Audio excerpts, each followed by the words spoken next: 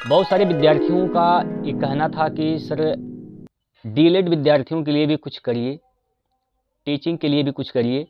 तो हम आज से शुरुआत कर रहे हैं डीएलएड विद्यार्थियों के लिए, जो लोग डीएलएड कर रहे हैं या बीटीसी उसी को बोलते हैं, कर रहे हैं। तो सेकेंड सेमेस्टर के जो विद्यार्थी हैं उनके लिए यह वीडियो बेहतर है। यहाँ पर हम लोग पहला प्रश्न पत्र जो है आपके सामने दिख रहा है, वर्तमान भारतीय समाज एवं प्रारंभिक शिक्षा, इसका हम लोग यहाँ पर कवर करने वाले हैं इस बुक को। तो इसमें हम लोग 3 वीडियो आपके बीच में लाएंगे। पहला वीडियो आपके बीच में जो होगा बहुविकल्पी से रिलेटेड होगा। उसके बाद अगला जो वीडियो आएगा वह अति लघु उत्तरीय प्रश्न पर आधारित होगा, और तीसरा जो वीडियो आएगा वह लघु उत्तरीय प्रश्न पर आधारित होगा। ये जो बुक है दोस्त, ये राजन सीरीज है। राजन सीरीज बेहतर माना जाता है और उसको ऑथेंटिक माना जाता है, इसलिए हमने उसी बुक से यहाँ पर प्रैक्टिस करा रहे हैं। ठीक है, तो आप लोग तैयार हैं? एक बार बता देंगे क्या आप लोग तैयार हैं? तो चलिए यहाँ पर शुरू करते हैं आज के पहले क्वेश्चन से। और यहाँ पर सारे के सारे क्वेश्चन आपके सामने दिखेंगे और उसके सामने जो पूछा भी गया होगा ना वो भी यहाँ पर दिखेगा। जैसा कि यहाँ पर देखिए 2023 में पूछा गया है, ऐसे यहाँ पर सारे के सारे डाटा आपको मिलते रहेंगे। ठीक है, तो आप लोग वीडियो को ज़्यादा से ज़्यादा शेयर कर दीजिए ताकि जितने भी डीएलएड के विद्यार्थी हैं उन सभी तक यह वीडियो पहुंच सके। ठीक है, सेकेंड सेमेस्टर के लिए है, प्रथम प्रश्न पत्र है, 72 है दोस्तों। आइए शुरुआत करते हैं आज के पहले क्वेश्चन से। और यहाँ पर पहला क्वेश्चन दिया गया है, एमिल पुस्तक के लेखक हैं। भाई एमिल पुस्तक के लेखक कौन है? तो एमिल जो पुस्तक है उसके लेखक हैं रूसो। कौन है? रूसो एमिल पुस्तक के क्या हैं? लेखक हैं।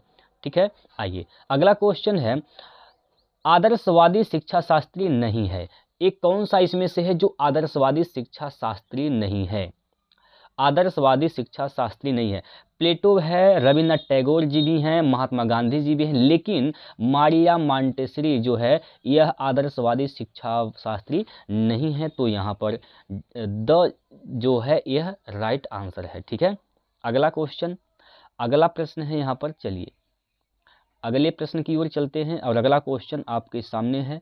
यहाँ पर इसमें कहा गया कि शिक्षा विकास है, शिक्षा विकास है एवं विकास करना तथा अभिवृद्धि करना ही जीवन है। यह कथन किसका है?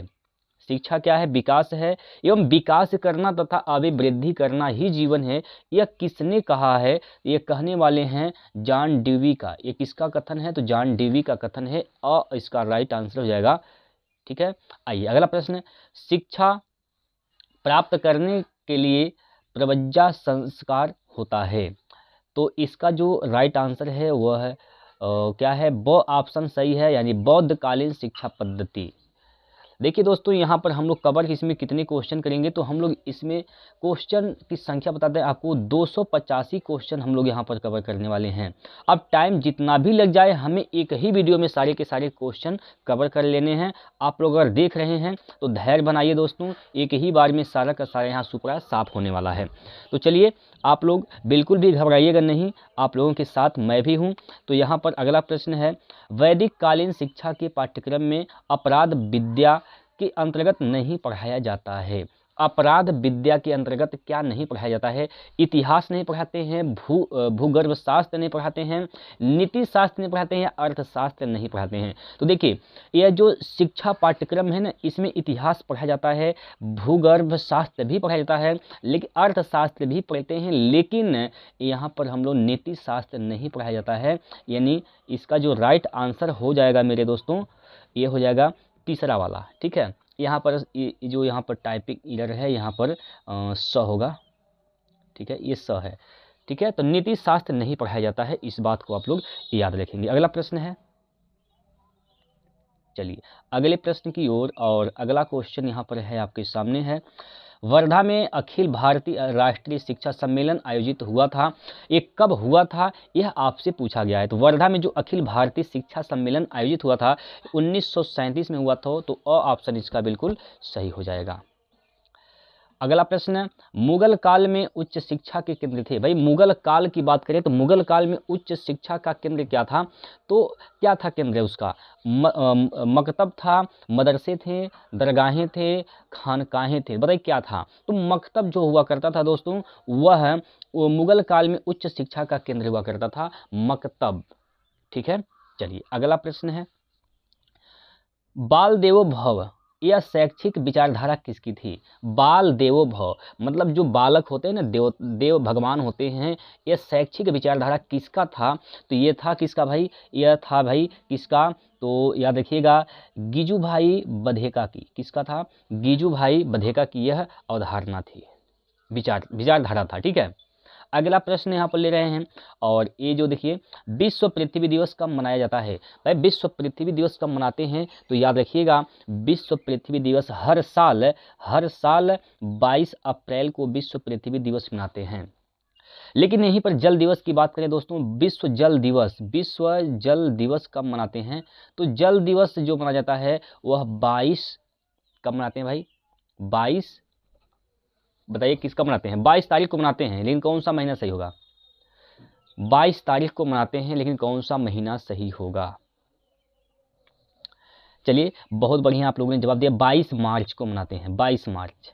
ठीक है, 22 मार्च को विश्व जल दिवस मनाते हैं, और 22 अप्रैल को विश्व पृथ्वी दिवस मनाया जाता है।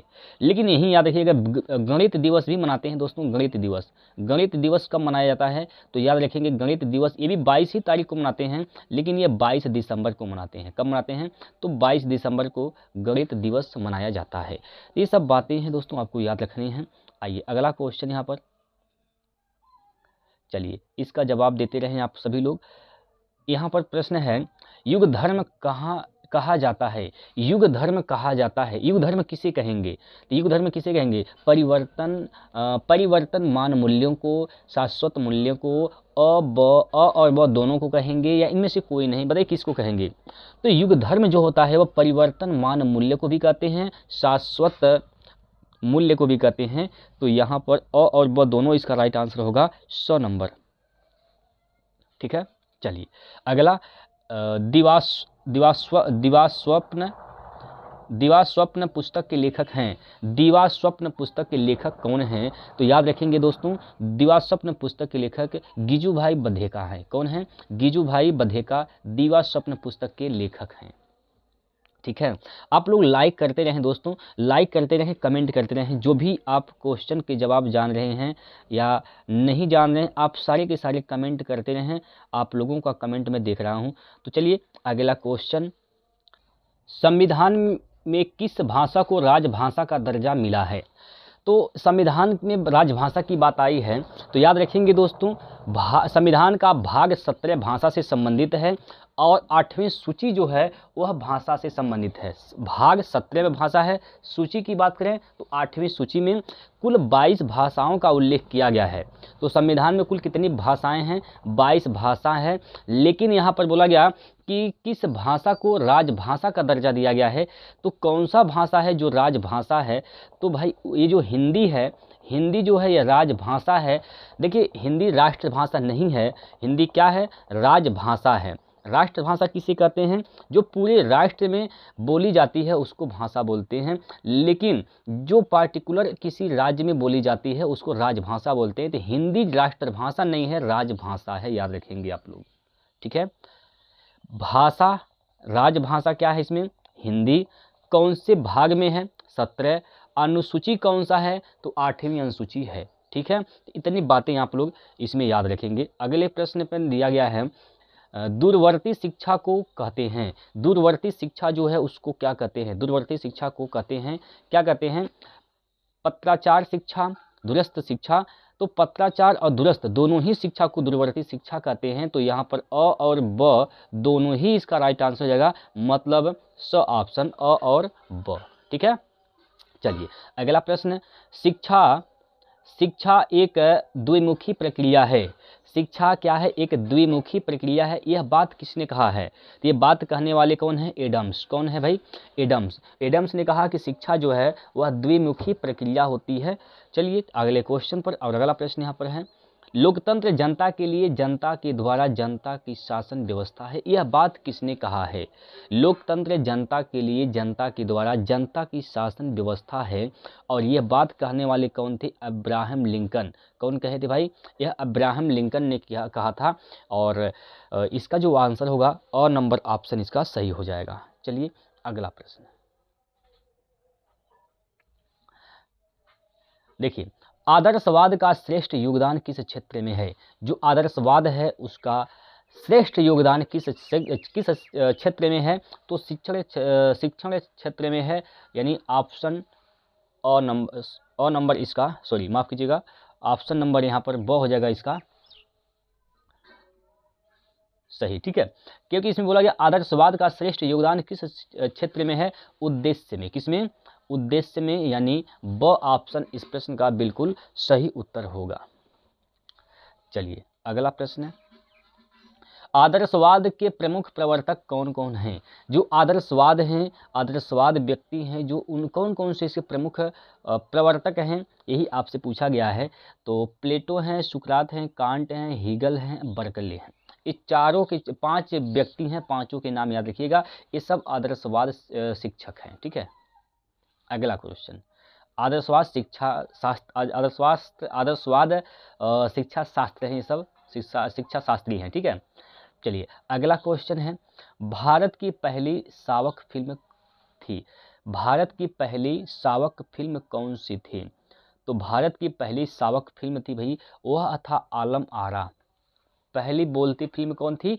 आलम आरा था। लेकिन पहला फिल्म कौन सा था? राजा हरिश्चंद्र था। लेकिन यह बोलती फिल्म नहीं थी। पहला सावक फिल्म कौन था? आलम आरा था। चलिए अगला प्रश्न है, बौद्धकालीन शिक्षा में उपसंपदा संस्कार कितने वर्ष में होता था?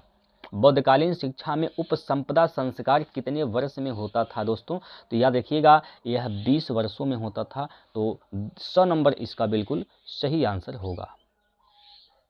अगला प्रश्न, शिक्षा वह है जो जीवन को संपूर्ण सत्ता के साथ सामंजस्य स्थापित करने की शक्ति होती है। यह विचार किसका है? यह विचार किसका है दोस्तों? तो यह विचार है मेरे भाई स्वामी विवेकानंद जी का। किसका? स्वामी विवेकानंद जी का, यानी स ऑप्शन इसका राइट आंसर है। ठीक है, अच्छा एक बात और आपसे बता दूं कि मैं यहाँ पर इस चैनल पर नहीं, हमारा एक और चैनल है दोस्तों, अगर आप लोग रेलवे की तैयारी कर रहे हैं तो उससे जरूर जुड़िएगा। उसका नाम है रोजगार विद प्रमोद। क्या है? रोजगार विद प्रमोद। ठीक है, तो ये रोजगार विद प्रमोद यूट्यूब चैनल आपका भी है और इसमें आप लोग जुड़िएगा। अगर आप रेलवे यानी वनडे एग्जाम की तैयारी करते हैं तो आप इस चैनल से ज़रूर जुड़िएगा। आपको बेहतर से बेहतर शिक्षा यहाँ पर दी जा रही है, वो भी बिल्कुल फ्री में दोस्तों, किसी प्रकार का चार्ज नहीं है। ठीक है, तो जितने भी आपके भाई बहन दोस्त जो तैयारी कर रहे हों, आप लोग उन लोगों को बताइए। ठीक है, चलिए अगला प्रश्न यहाँ पर है और इसमें बोला गया कि निम्नलिखित में से कौन सा दूरस्थ शिक्षा के अंतर्गत नहीं आता है? दूरस्थ शिक्षा के अंतर्गत नहीं आता है। देखिए इसमें व्यक्ति अपने ही स्थान पर सीखता है, अपने ही स्थान पर सीखता है, ये दूरस्थ शिक्षा के अंतर्गत आता है। इसमें संचार माध्यमों का प्रयोग होता है, ये भी है, क्योंकि देखिए आप अपने घर बैठे हैं और यहीं से बैठ के पढ़ रहे हैं। आप अपने घर बैठे हैं और वहीं से आप बैठ के शिक्षा ले रहे हैं, आप हमारे पास तो आए नहीं हैं, तो इसको दूरस्थ शिक्षा बोला जाता है। तो दूसरा भी है और तीसरा इसमें शिक्षा कक्षा के वातावरण से बाहर दी जाती है, ये भी बात सही है। आप बताइए किसी कक्षा में बैठे हुए हैं, आप किसी कक्षा में बैठ के नहीं, अपने घर में बैठ के पढ़ रहे हैं दोस्तों, तो ये दूरस्थ शिक्षा के अंतर्गत आती है। लेकिन यहाँ पर पूछा गया कि कौन इसके अंतर्गत नहीं आता है। इसमें समय व स्थान का बड़ा महत्व है। इसमें समय और स्थान का कोई महत्व नहीं है दोस्तों। आप जब टाइम मिले तब पढ़िए, जब समय मिले तब पढ़िए, जहाँ समय मिले वहीं पढ़िए, समय स्थान का कोई महत्व नहीं है। तो यहाँ दूरस्थ शिक्षा के अंतर्गत यही नहीं आएगा। ठीक है, समझ में आ गया। चलिए अगला क्वेश्चन, गांधी जी ने बालकों को शिक्षा प्रदान करने के लिए कितने शिक्षण पद्धतियों पर बल दिया है? महात्मा गांधी जी ने क्या किया? बालकों को शिक्षा प्रदान करने के लिए कितनी शिक्षण पद्धतियों पर बल दिया है? तो याद रखेंगे 4 शिक्षण पद्धतियां पर बल दिया है दोस्तों, तो यहाँ पर 100 नंबर ऑप्शन इसका सही आंसर होगा। ठीक है, चलिए अगला क्वेश्चन है आपकी स्क्रीन पर। यहाँ पर देखिए बोला गया कि प्राथमिक शाला में भाषा शिक्षा नामक पुस्तक किसने लिखी है। तो याद रखेंगे दोस्तों गिजुभाई बधेका ने लिखा है, तो वो ऑप्शन इसका राइट आंसर होगा। अगला,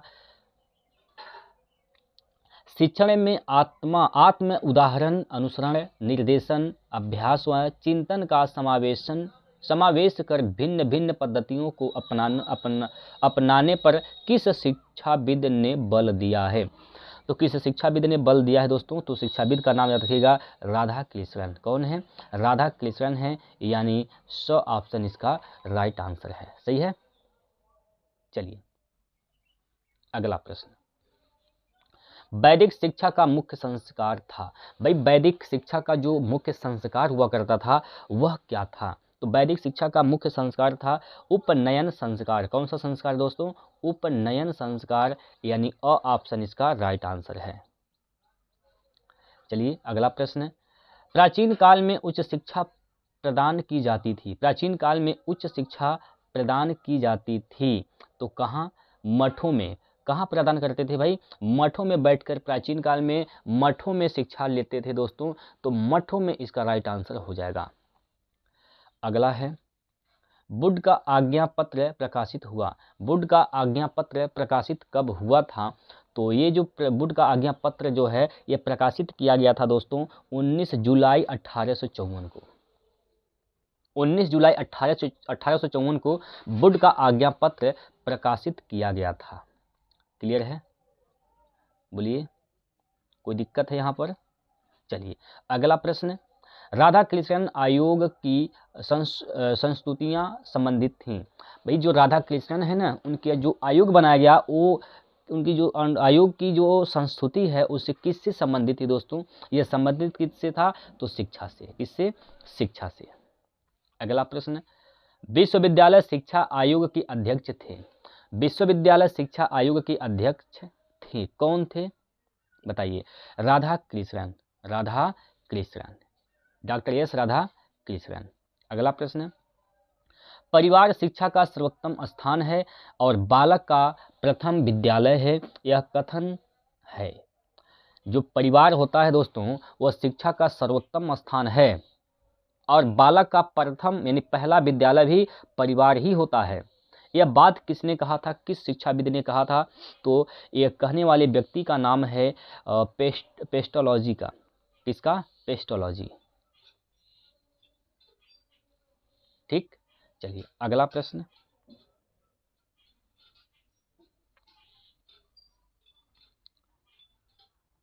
आइए, संगमरमर के पत्थर का जो महत्व मूर्तिकार के लिए है वही महत्व आत्मा के लिए शिक्षा का है। यह बात किसने कह दिया, यह बात कहने वाले व्यक्ति का नाम है दोस्तों एडिसन। कौन है, एडिसन है, यानी ऑप्शन ब। वर्तमान समय में शिक्षा में कौन कौन से रूप प्रचलित हैं। वर्तमान समय में शिक्षा के कौन कौन से रूप प्रचलित हैं। औपचारिक है, अनौपचारिक है, निरौपचारिक है, ये सभी ही हैं, ये तीन के तीनों ही हैं, यानी आपका यहाँ पर 2 नंबर ऑप्शन इसका राइट आंसर हो जाएगा। चलिए, निम्नलिखित में से शिक्षा के औपचारिक साधन कौन नहीं है। औपचारिक साधन कौन सा नहीं है, तो देखिए विद्यालय नहीं है, पुस्तकालय नहीं है, परिवार नहीं है, संग्रहालय नहीं है। तो देखिए दोस्तों विद्यालय औपचारिक शिक्षा का साधन है, ठीक है, विद्यालय है और पुस्तकालय भी है, संग्रहालय भी है, लेकिन दोस्तों परिवार जो है यह औपचारिक शिक्षा का साधन नहीं है। तो यहाँ पर 100 ऑप्शन इसका राइट आंसर होगा। ठीक है, चलिए अगला प्रश्न, निम्न में से अनौपचारिक साधन कौन कौन नहीं है। अनौपचारिक साधन कौन कौन नहीं है, अनौपचारिक साधन इसमें बताना है कौन कौन नहीं है। तो देखिए अनौपचारिक साधन कौन नहीं है, सॉरी माफ़ कीजिएगा कौन कौन है, सॉरी माफ़ कीजिएगा दोस्तों, पूछा कौन कौन है। तो देखिए कौन कौन है, एक यहाँ पर परिवार समाज ये भी है, धर्म समुदाय ये भी है, राज्य चलचित्र टीवी ये भी है, यानी सभी के सभी ही यहाँ पर अनौपचारिक शिक्षा अनौपचारिक साधन है। सभी के सभी क्या हैं? अनौपचारिक साधन हैं। ठीक है, परिवार अनौपचारिक साधन है, समाज अनौपचारिक साधन है, धर्म समुदाय ये भी है, राज्य चलचित्र टीवी ये भी है, यानी सभी ही अनौपचारिक साधन हैं। चलिए अगला प्रश्न, ऐसी शिक्षा जिसमें किसी निश्चित समय पाठ्यक्रम विद्यालय की आवश्यकता नहीं होती है उसको क्या कहते हैं? ऐसी शिक्षा जिसमें किसी निश्चित समय पाठ्यक्रम विद्यालय की आवश्यकता नहीं होती है उसको क्या कहते हैं? तो उसको कहते हैं अनौपचारिक शिक्षा। क्या कहते हैं? अनौपचारिक शिक्षा। इसमें किसी भी प्रकार का समय नहीं आवश्यकता है, पाठ्यक्रम की आवश्यकता नहीं है, विद्यालय की आवश्यकता नहीं होती है, उसको अनौपचारिक शिक्षा कहते हैं। जैसे देखिए परिवार क्या किसी समय की आवश्यकता है? परिवार में नहीं। पाठ्यक्रम चाहिए क्या इसमें? कोई पाठ्यक्रम चाहिए? नहीं। विद्यालय चाहिए? नहीं। तो ये परिवार, समाज, ये सभी क्या है? अनौपचारिक शिक्षा के साधन हैं। ठीक है, तो जिसमें याद रखिएगा, जिसमें निश्चित समय पाठ्यक्रम विद्यालय की आवश्यकता नहीं होती है उसको अनौपचारिक शिक्षा कहते हैं। अगला प्रश्न, सीखने के लिए स्वतंत्रता एवं निरंतरता आवश्यक है, यह विचार किसका है? सीखने के लिए स्वतंत्रता चाहिए, निरंतरता भी चाहिए, ये आवश्यक तत्व हैं, यह बात किसने कहा है? तो यह बात कहने वाले व्यक्ति हैं ड्यूबी। कौन है भाई? ड्यूबी हैं। आप जब भी कोई चीज़ सीख रहे हैं तो सबसे पहला चीज़ आपको स्वतंत्र होने की आवश्यकता है। आप जब स्वतंत्र नहीं हो पाएंगे तो चीज़ों को सीख नहीं पाएंगे। लेकिन अगर आप स्वतंत्र हो गए लेकिन निरंतरता आपके अंदर नहीं है, रेगुलरिटी नहीं है, तब पर भी आप नहीं सीख पाएंगे। बहुत सारे विद्यार्थी ऐसे होते हैं, आज पढ़ेंगे कल सोचेंगे अब कल नहीं परसों पढ़ लेंगे, यानी उनके अंदर निरंतरता नहीं है। तो जब निरंतरता नहीं रहेगी, रेगुलरिटी नहीं रहेगी, तो आप सीख नहीं सकते हैं। ठीक है, ये बात कौन कहा है? ड्यूबी ने कहा है। चलिए अगला प्रश्न, अगला है जॉन ड्यूबी द्वारा लिखित पुस्तक बताइए। जॉन ड्यूबी ने कौन सा पुस्तक लिखा है? तो जॉन ड्यूबी ने पुस्तक लिखा है डेमोक्रेसी एंड एजुकेशन। क्या लिखा है? Democracy and education. अगला, विश्व जल दिवस कब मनाते हैं? तो विश्व जल दिवस हर साल 22 मार्च को मनाया जाता है। अब विश्व पृथ्वी दिवस 22 अप्रैल को, गणित दिवस 22 दिसंबर को मनाते हैं। अगला, जनसंख्या शिक्षा पर प्रथम संघीय सेमिनार कहाँ आयोजित किया गया था? जनसंख्या शिक्षा पर प्रथम राष्ट्रीय सेमिनार कहाँ आयोजित किया गया था? तो कहाँ किया गया था भाई? चेन्नई में। कहाँ पर? चेन्नई में। अगला प्रश्न, मनुष्य के मूल्यों के विकास में सर्वाधिक महत्वपूर्ण माना जाता है। मनुष्य के मूल्यों के विकास में सर्वाधिक महत्वपूर्ण किसको माना जाता है? तो याद रखेंगे, यह माना जाता है किसको? तो यह माना जाता है दोस्तों परिवार को। परिवार सबसे मूल्यवान होता है। ठीक है, परिवार, इस पहला विद्यालय परिवार होता है दोस्तों, इसलिए परिवार बहुत मूल्यवान चीज़ होता है। चलिए अगला क्वेश्चन आगे बढ़ते हैं भाई। अध्यापक द्वारा राष्ट्रीय सद्भावना का विकास छात्रों में किसके द्वारा किया जा सकता है? बताइए, किसके द्वारा किया जा सकता है?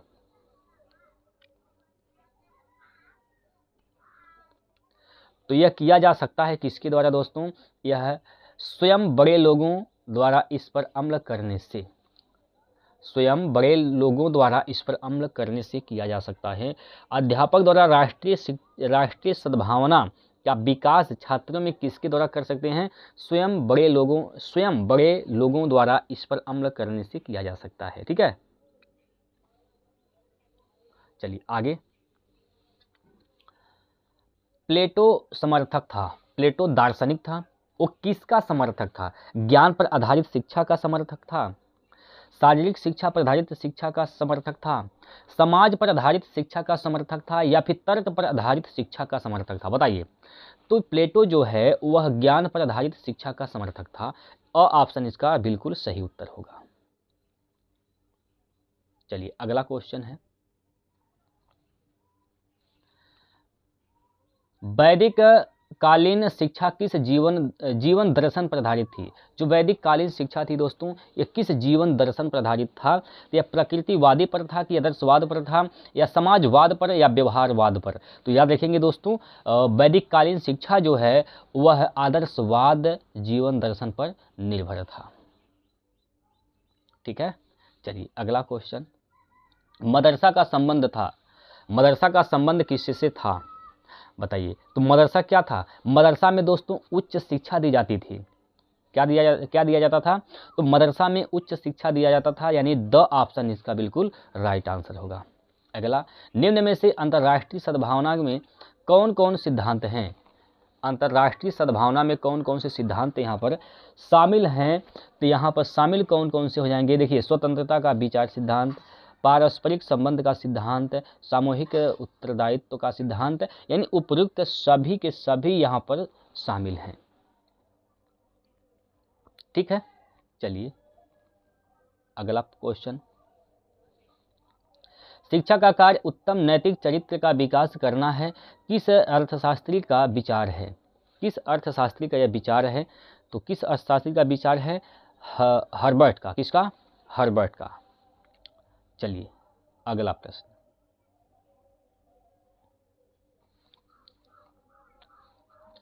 शिक्षा अर्थपूर्ण एवं नैतिक प्रक्रिया है, अतः वह कल्पना नहीं की जा सकती है कि वह उद्देश्य विहीन है। किस शिक्षा शास्त्री का विचार है यह। शिक्षा अर्थपूर्ण एवं नैतिक प्रक्रिया है, शिक्षा क्या है, अर्थपूर्ण है और नैतिक प्रक्रिया है, अतः वह कल्पना नहीं की जा सकती है, शिक्षा को कल्पना नहीं कर सकते हैं, यह उद्देश्यहीन होती है। यह किस शिक्षा शास्त्री का विचार था बताइए। ये शिक्षा शास्त्री का नाम याद रखिएगा, रिबलिन, किसका, रिबलिन का यह विचार था। मेरा उद्देश्य बालक के मस्तिष्क को ज्ञान से सजाना नहीं है, वरन उसे यह भी सिखाना है कि वह जब भी आवश्यक हो ज्ञान का प्रयोग कर सके। किस शिक्षा शास्त्री का कथन है बताइए। ये कथन किसका है, तो यह रूसो का है, किसका है, रूसो का। अगला क्वेश्चन, ज्ञान वह पंख है जिसकी सहायता से हम स्वर्ग की प्राप्ति कर सकते हैं, यह कथन किसका है। ज्ञान क्या है, वह पंख है जिसकी सहायता से हम स्वर्ग को प्राप्त कर सकते हैं, यह कथन कहने वाला कौन था, शेक्सपियर। कौन था, विलियम शेक्सपियर। ठीक है। चलिए आप लोग भी अपना आंसर देते रहें दोस्तों, बताते रहें। देखिए अगला क्वेश्चन है, समाज विहीन व्यक्ति कोरी कल्पना है, यह कथन किसका है। समाज विहीन व्यक्ति कोरी कल्पना है, यह कथन किसका है। ये कथन है रिमंड का, किसका, रिमंड का। किसका है दोस्तों, रिमंड का है। अगला, प्रयोगवादी विचारधारा का सबसे बड़ा समर्थक कौन दर्शन शास्त्री है। प्रयोगवादी विचारधारा का सबसे बड़ा दर्शन शास्त्री कौन है, तो याद रखेंगे यहाँ पर टीपी नन। कौन है, नन, नन याद रखेगा, नन। यह कथन किसका है, जो बात मेरे उद्देश्य को पूरी करती है, जो बात मेरे उद्देश्य को पूरी करती है, मेरी इच्छाओं को संतुष्ट करती है और मेरे जीवन का विकास करती है, यह कथन किसका है भाई। यह कथन किसका है, यह मानवतावादी है, ये मानवतावादी। ठीक है, मानवतावादी इसका सही आंसर है। चलिए अगला प्रश्न, किस दार्शनिक का मानना है कि शिक्षा का कोई उद्देश्य नहीं होता, उद्देश्य तो केवल व्यक्ति के होते हैं। किस दार्शनिक का यह मानना है कि शिक्षा का कोई उद्देश्य नहीं होता, उद्देश्य तो केवल व्यक्तियों का होता है। ये कौन से शिक्षा शास्त्री हैं, कौन से दार्शनिक का कथन है, किसका मानना था, यह जॉन डेवी का मानना था यह बात। ठीक है। अगला प्रश्न, शिक्षा को द्विध्रुवीय प्रक्रिया के रूप में किसने परिभाषित किया। शिक्षा को द्विध्रुवीय प्रक्रिया के रूप में किसने परिभाषित किया था, तो इसको परिभाषित करने वाले हैं एडम्स। कौन है, एडम्स। चलिए अगला, खुला विश्वविद्यालय तथा पत्राचार द्वारा दी जाने वाली शिक्षा का कौन सा रूप है बताइए। यह शिक्षा का कौन सा रूप है, निरौपचारिक रूप। कौन सा रूप है, निरौपचारिक रूप है। चलिए अगले प्रश्न पर,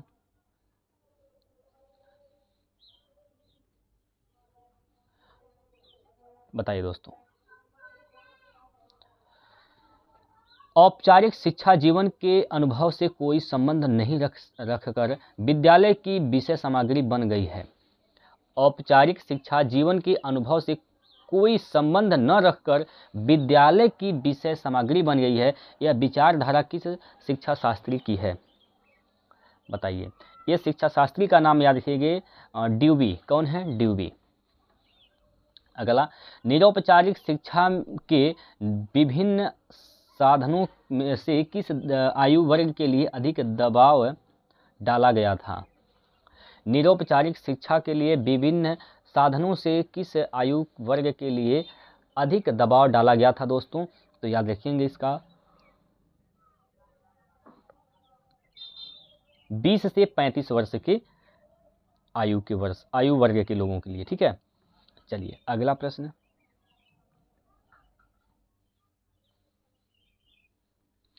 राष्ट्रीय एकता मुख्यतः निर्भर है। राष्ट्रीय एकता मुख्यतः निर्भर है किस पर है?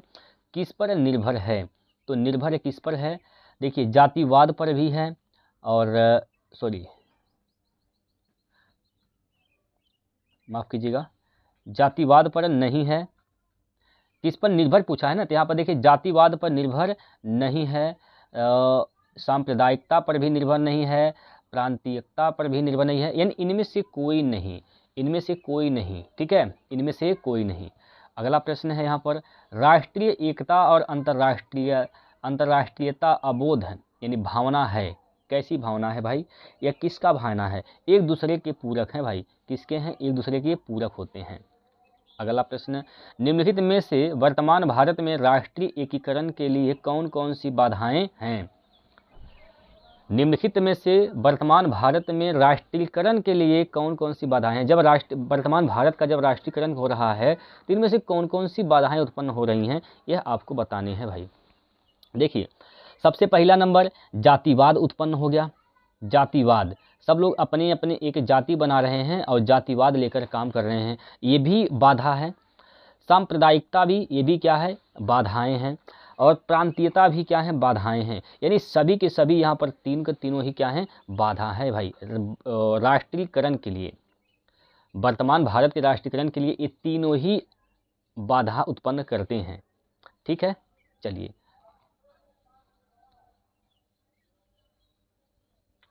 अगला है, राष्ट्रीय एकीकरण का अर्थ है। राष्ट्रीय एकीकरण का अर्थ क्या है? तो राष्ट्रीय एकीकरण का अर्थ है भारतीयों में सांस्कृतिक विभिन्नताओं को स्वीकार करना। ठीक है, चलिए, राष्ट्रीय एकीकरण के लिए राष्ट्रीय एकता सम्मेलन ने शिक्षा के कौन कौन से उद्देश्य बताए हैं? शिक्षा के कौन कौन से उद्देश्य बताए हैं? तो यहाँ पर शिक्षा का उद्देश्य बताए हैं क्या चीज़? देखिए, सभी छात्रों को देश के विभिन्न पहलुओं का ज्ञान कराना, छात्रों को स्वतंत्रता प्राप्ति से संबंधित विशेष बातों से अवगत कराना, ये भी सही है। समस्त जातियों, संप्रदायों एवं राज्यों में मेल पैदा करने वाली लिखाई पढ़ाई को प्रोत्साहित देना, ये भी है। ठीक है, राष्ट्रीय एकता सम्मेलन शिक्षा के कौन कौन से उद्देश्य हैं? ये तीनों उद्देश्य सही हैं, तो यहाँ पर ऑप्शन नंबर ड जो है यह बिल्कुल सही उत्तर हो जाएगा। ठीक है, चलिए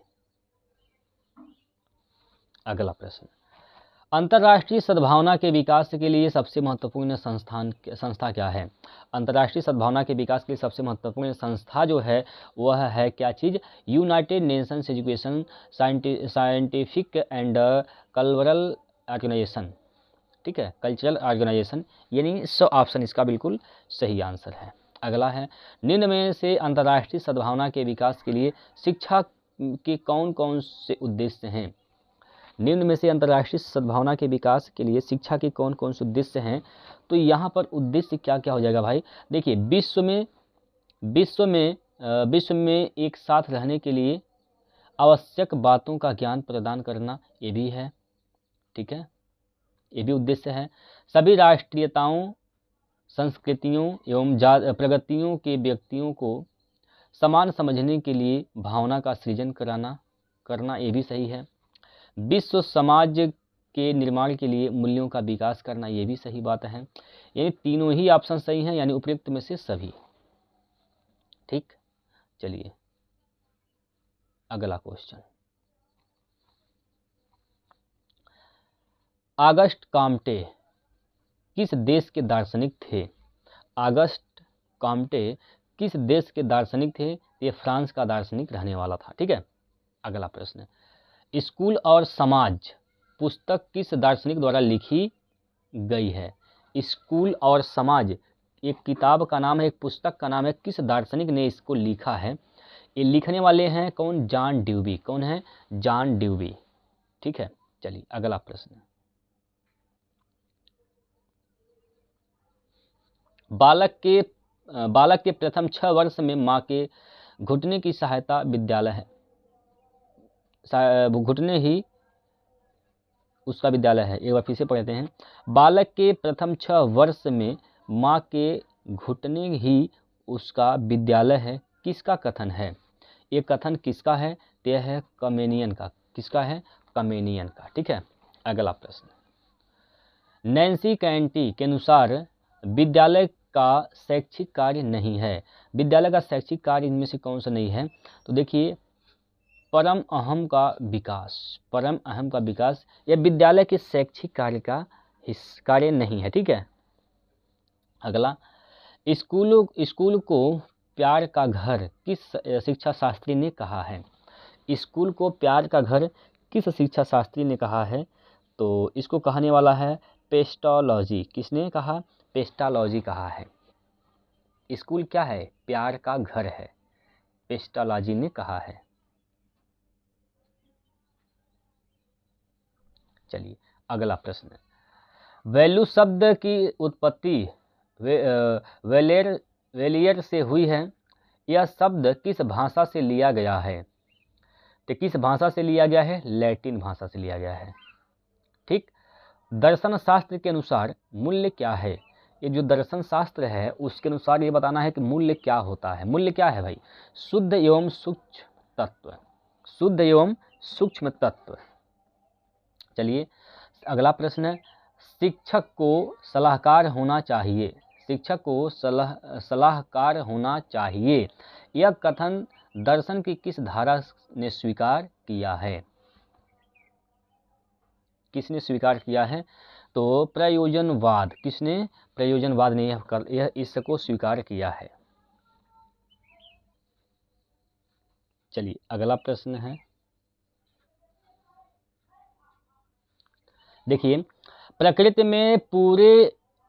से परे या प्रकृति के अलावा इस संसार में और कुछ नहीं है, यह कथन किस दार्शनिक का है? किस दार्शनिक का है? तो हॉकिंस का है। किसका है? हॉकिंस का। अगला, शिक्षा एक पीढ़ी से दूसरी पीढ़ी तक संस्कृति का संरक्षण, हस्तांतरण एवं वृद्धि करती है, ये किसका कथन है? किसका कथन है? तो बर्नार्ड शॉ का। किसका है? बर्नार्ड शॉ का। ठीक है, अगला प्रश्न, आदर्श समाज की प्रमुख विशेषता है। आदर्श समाज की प्रमुख विशेषता क्या है? तो इसकी प्रमुख विशेषता यह है साक्षरता। भाई धन दौलत रहेगा कोई काम का नहीं है धन दौलत। ठीक है, स्वास्थ्य तो काम का है स्वास्थ्य, क्योंकि स्वास्थ्य तो सबसे मेन है, लेकिन स्वास्थ्य तभी अच्छे से बना सकते हैं जब आप साक्षर होंगे। तो सबसे मेन तो साक्षरता है। ठीक है, आदर्श समाज कब बन सकता है? जब उस समाज के हर एक व्यक्ति क्या हो? साक्षर हों। ठीक है, अनुशासन भी नहीं सही हुआ, साक्षरता इसका राइट आंसर हो जाएगा। ठीक है, चलिए अगला प्रश्न, बच्चे के समाजीकरण का आद्य व्यक्ति है। बच्चे के समाजीकरण का आद्य व्यक्ति है, वो जो आद्य व्यक्ति कौन होता है? तो माता। कौन होता है भाई? माता। अगला प्रश्न, मूल्य अंतर्द्वंद को समाप्त करने की सर्वोत्तम विधि क्या है? मूल्य अंतर्द्वंद को समाप्त करने की सर्वोत्तम विधि क्या है? तो सर्वोत्तम विधि जो है वह है स्पष्टीकरण। क्या है? स्पष्टीकरण है। ठीक है, स्पष्टीकरण। कोई दिक्कत यहाँ पर? चलिए आगे चलते हैं और अगला क्वेश्चन ले रहे हैं आपके स्क्रीन पर। पुरुषार्थ चतुष्टय के अंतर्गत कौन सा मूल्य नहीं है? पुरुषार्थ चतुष्टय के अंतर्गत कौन सा मूल्य नहीं आता है? बताइए भाई। तो कौन सा मूल्य नहीं आता इसमें? सत्य। ठीक है, चलिए। किसने कहा सामाजिकरण एवं व्यक्तिकरण एक ही प्रक्रिया के दो पहलू हैं? किसने कहा था कि सामाजिकरण और व्यक्तिकरण एक ही प्रक्रिया के दो पहलू हैं? तो यह कहा था मैकाइवर। कौन कहा था? मैकाइवर ने कहा था। अगला है विद्यालय समाज का लघु रूप है, यह कथन किसका है? तो यह कथन दोस्तों किसका है? ड्यूबी का है। किसका है? ड्यूबी का। प्रकृतिवाद का श्रेष्ठ योगदान शिक्षा के किस क्षेत्र में है? किस क्षेत्र में है? तो प्रकृतिवाद का श्रेष्ठ योगदान शिक्षा के शिक्षण विधि से है, यानी ब ऑप्शन इसका बिल्कुल सही उत्तर होगा। चलिए, शिक्षा का सर्वोपरि उद्देश्य है। शिक्षा का सर्वोपरि उद्देश्य क्या है? तो मानव निर्माण। क्या है? मानव निर्माण है। अगला, एमिल की रचना किसने की थी? एमिल की रचना किसने किया था? तो एमिल की रचना करने वाले का नाम है रूसो। ठीक है। अगला है मूल्य संकट का मुख्य कारण है। मूल्य संकट का मुख्य कारण क्या है? तो मूल्य संकट का मुख्य कारण क्या है? स्वार्थपरता। क्या है? स्वार्थपरता। अगला, वर्धा में अखिल भारतीय राष्ट्रीय शिक्षा सम्मेलन आयोजित हुआ कब? वर्धा में अखिल भारतीय राष्ट्रीय शिक्षा सम्मेलन आयोजित हुआ कब हुआ था? तो 1937 में। 1937 में।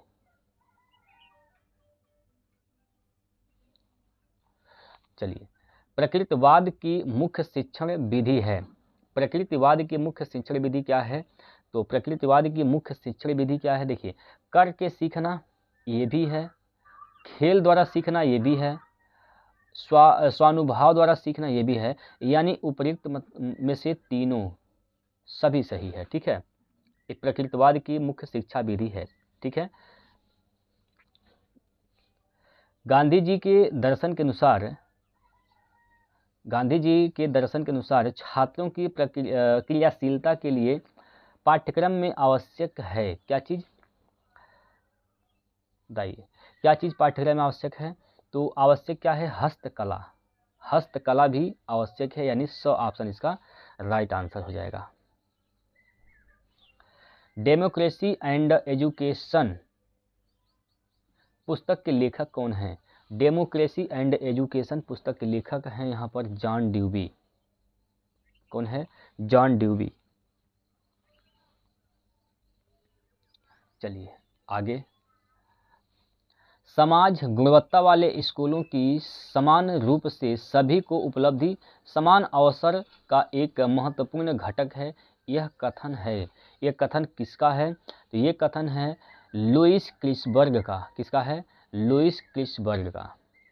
अगला, अनिवार्य प्राथमिक शिक्षा का प्रावधान संविधान के किस अनुच्छेद में किया गया है? अनिवार्य प्राथमिक शिक्षा का प्रावधान संविधान के किस अनुच्छेद में किया गया है? तो अनुच्छेद यहाँ पर 45 में किया गया है। अनुच्छेद 45। ठीक है, चलिए जनसंख्या शिक्षा आवश्यक है। जनसंख्या शिक्षा आवश्यक है। ठीक, किसके लिए आवश्यक है? तो यह आवश्यक इसके लिए है जीवन स्तर एवं गुणवत्ता बढ़ाने के लिए। जीवन स्तर एवं गुणवत्ता बढ़ाने के लिए आवश्यक है।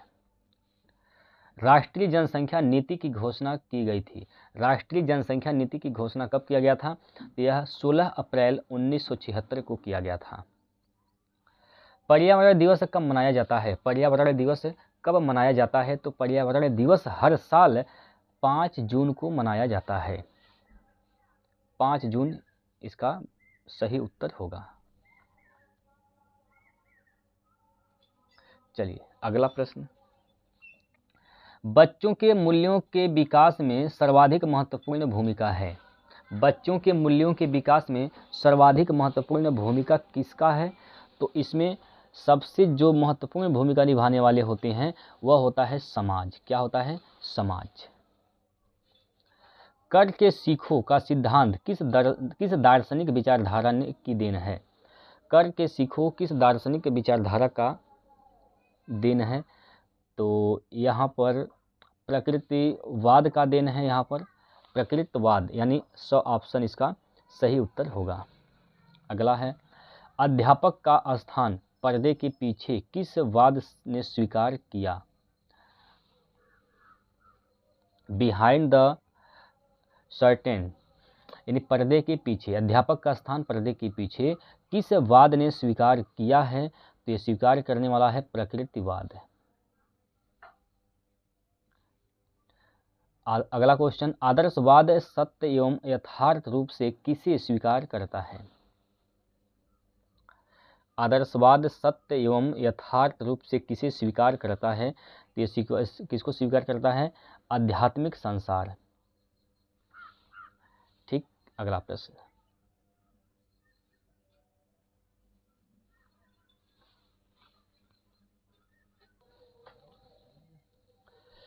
आत्मा ही संसार का पदार्थ है और मानसिक स्वरूप सत्य है, किस दार्शनिक का विचार है? तो ये किस दार्शनिक का विचार है? यह है रॉस का विचार है, यानी ऑप्शन इसका सही उत्तर हो जाएगा। चलिए अगला प्रश्न है, प्रश्नोत्तर विधि के जनक हैं। प्रश्नोत्तर विधि के जनक कौन हैं? या फिर क्वेश्चन ऐसे पूछा गया कि प्रश्नोत्तर विधि किस दार्शनिक की देन है? प्रश्नोत्तर विधि के जनक या फिर प्रश्नोत्तर विधि किस दार्शनिक की देन है? तो यह देन किसका है? यह सुकरात का देन है। ठीक है, सुकरात। अगला, संपूर्ण विश्व परिवर्तनशील एवं विकासोन्मुख है, किसका विचार है? तो यह किस का विचार है? तो यह विचार है हीगल का, यानी ऑप्शन इसका सही उत्तर है। ठीक है, हीगल। चलिए अगला प्रश्न, निम्न में से कौन से शिक्षण विधि के प्रणेता प्लेटो हैं? तो प्लेटो किस शिक्षण विधि के प्रणेता हैं? तो ये हैं संबंध विधि का, यानी ऑप्शन इसका सही उत्तर होगा। अगला प्रश्न है, मनुष्य की अंतर्निहित पूर्णता को अभिव्यक्त करना ही शिक्षा है, यह कथन किसका है? ये कथन है विवेकानंद जी का, यानी ऑप्शन बिल्कुल सही उत्तर हो जाएगा। चलिए अगला क्वेश्चन, दूरस्थ शिक्षा का नाम नहीं है। दूरस्थ शिक्षा का नाम इसमें से नहीं है, बताना है। मुक्त अधिगम, ये दूरस्थ शिक्षा है? ये तो दूरस्थ शिक्षा का नाम है। बाहरी अध्ययन, ये भी है। पत्राचार शिक्षा, ये भी है, लेकिन शिक्षा यह दूरस्थ शिक्षा का नाम नहीं है। ठीक है, अगला प्रश्न, बौद्धकालीन शिक्षा में प्रज्ञा संस्कार कितने वर्ष के बालक को दिया जाता है? तो कितने वर्ष के बालक को दिया जाता है? तो 8 वर्ष के बालक को दिया जाता है। मेरिया मॉन्टेसरी भारत आई थी। भारत कब आई थी? तो मेरिया मॉन्टेसरी भारत आई थी 1939 में।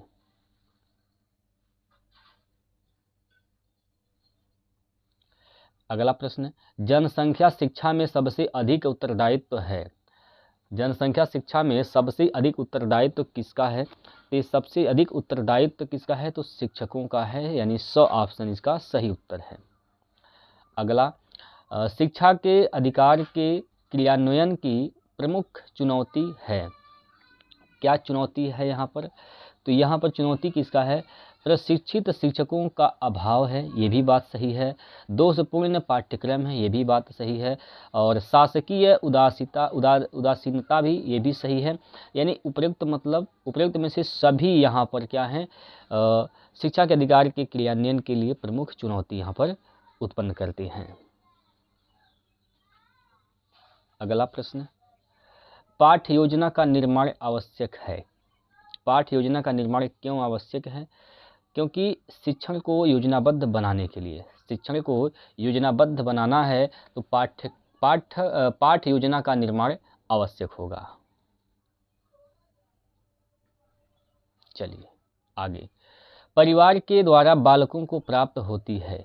परिवार के द्वारा बालक को क्या चीज़ प्राप्त होती है? जीवन व्यवहार की शिक्षा प्राप्त होती है, बात सही है। पारस्परिक सहयोग की शिक्षा प्राप्त होती है, ये भी सही है। जीविका उपार्जन की शिक्षा प्राप्त होती है, ये भी सही है। यानी सभी यहाँ पर विकल्प क्या हैं? सही हैं। अगला, वैदिक कालीन शिक्षा किस जीवन दर्शन पर आधारित थी? वैदिक कालीन जो शिक्षा है वह आदर्शवाद जीवन पर आधारित थी। आदर्शवाद यानी वो ऑप्शन। आदर्शवाद का श्रेष्ठ योगदान किस क्षेत्र में है? आदर्शवाद का श्रेष्ठ योगदान किस क्षेत्र में है? तो उद्देश्य के क्षेत्र में है, यानी ऑप्शन नंबर प।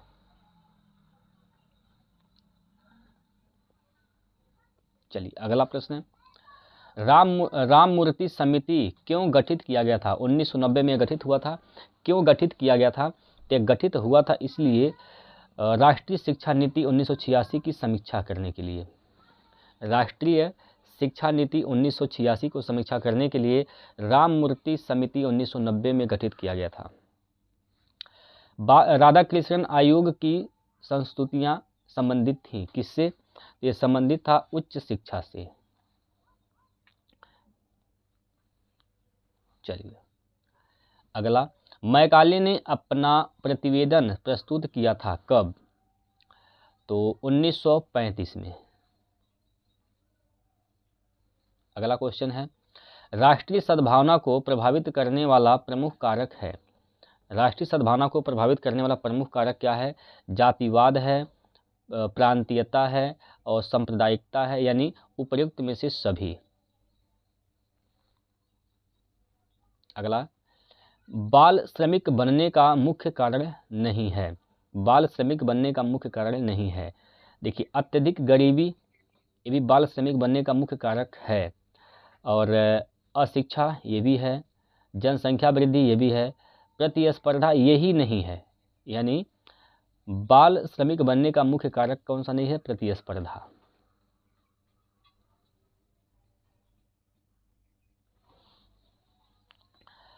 अगला प्रश्न, निम्नलिखित में से कौन सी अनौपचारिक शिक्षा की विशेषता है? अनौपचारिक शिक्षा की विशेषता कौन सा है? तो देखिए यहाँ पर स्थान निश्चित नहीं होता है, ये भी सही है, क्योंकि अनौपचारिक शिक्षा के लिए स्थान समय का कोई निश्चित नहीं होता है, और समय निश्चित नहीं होता है, ये भी सही है। स्वतंत्रता होती है, स्वतंत्रता नहीं होती है, जब मन करे तब पढ़िए। ठीक, यह अनौपचारिक शिक्षा के अंतर्गत आता है, यानी तीनों के तीनों यहाँ पर सही हो जाएगा। यहाँ पर ऑप्शन नंबर डी।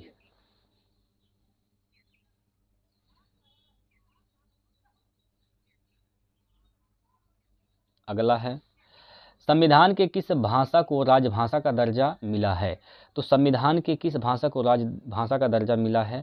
तो हिंदी को राजभाषा का दर्जा दिया गया है। ठीक है, अगला प्रश्न, शिक्षा एक त्रिमुखी प्रक्रिया है, यह कथन किसका है? शिक्षा त्रिमुखी प्रक्रिया है, यह कथन जॉन ड्यूवी का है।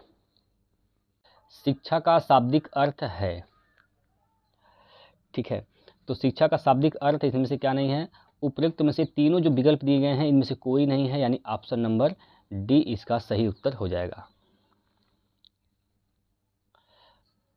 अगला, शिक्षण के 3 केंद्र बिंदु हैं। शिक्षण के 3 केंद्र बिंदु हैं, कौन कौन से केंद्र बिंदु हैं 3? पहला नंबर अध्यापक, बालक और पाठ्यक्रम, यानी अ ऑप्शन इसका सही आंसर है। शिक्षण को रोचक और प्रभावी बना देती है। रोचक और प्रभावी कौन बनाता है?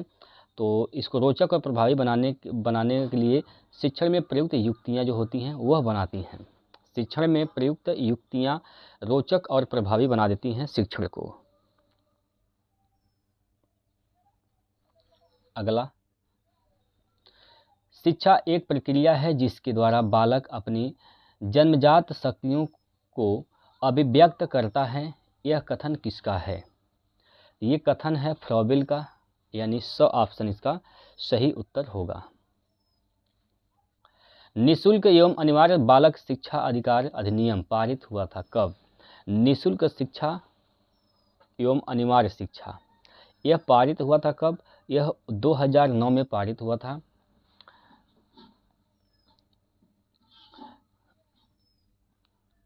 अगला प्रश्न है, राष्ट्रीय जनसंख्या नीति का मुख्य उद्देश्य था। राष्ट्रीय जनसंख्या नीति का मुख्य उद्देश्य क्या था? तो प्राणियों को जनाधिक्य के बारे में जागृत करना, यही उसका मुख्य उद्देश्य था। पर्यावरण संरक्षण अधिनियम लागू हुआ था। कब लागू हुआ था?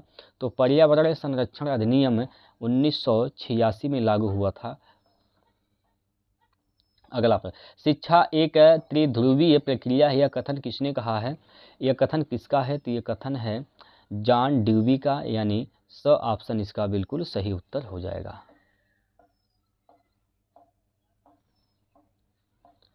फ्रॉबेल द्वारा प्रतिपादित शिक्षण पद्धतियां हैं। फ्रॉबेल द्वारा प्रतिपादित शिक्षण पद्धतियां कौन कौन सी हैं? तो इसमें याद रखेंगे किंडरगार्टन, ये शिक्षण पद्धतियां फ्रॉबेल द्वारा प्रतिपादित किया गया था। जनसंचार का यांत्रिक साधन है। जनसंचार का यांत्रिक साधन क्या है? तो जनसंचार का यांत्रिक साधन देखिए इसमें से क्या क्या है। टेलीविज़न भी जनसंचार का यांत्रिक साधन है, टेप रिकॉर्डर भी है और कंप्यूटर भी है, यानी तीन के तीनों ही ऑप्शन इसके सही हैं। अगला है, रूढ़िवादिता तथा निरक्षरता गंभीर समस्या है। गंभीर समस्या किसका है? प्राणियों की। किसका? प्राणियों की। अगला है, परोपकार सत्यनिष्ठा क्षमाशीलता उदाहरण है। किसका? तो ये उदाहरण है सामाजिक मूल्य का।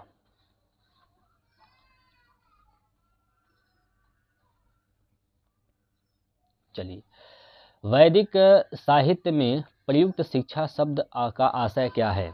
वैदिक साहित्य में प्रयुक्त शिक्षा जो शब्द है उसका क्या आशय है? देखिए उसका आशय क्या है, विद्या, ज्ञान और बोध तथा विनय, यानी सभी।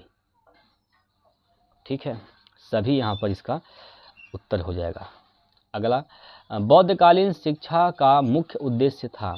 बौद्धकालीन शिक्षा का मुख्य उद्देश्य क्या था? तो बौद्धकालीन शिक्षा का मुख्य उद्देश्य है निर्वाण की प्राप्ति। अगला प्रश्न है, वैदिक शिक्षा का मुख्य संस्कार था। वैदिक शिक्षा का प्रमुख संस्कार क्या था?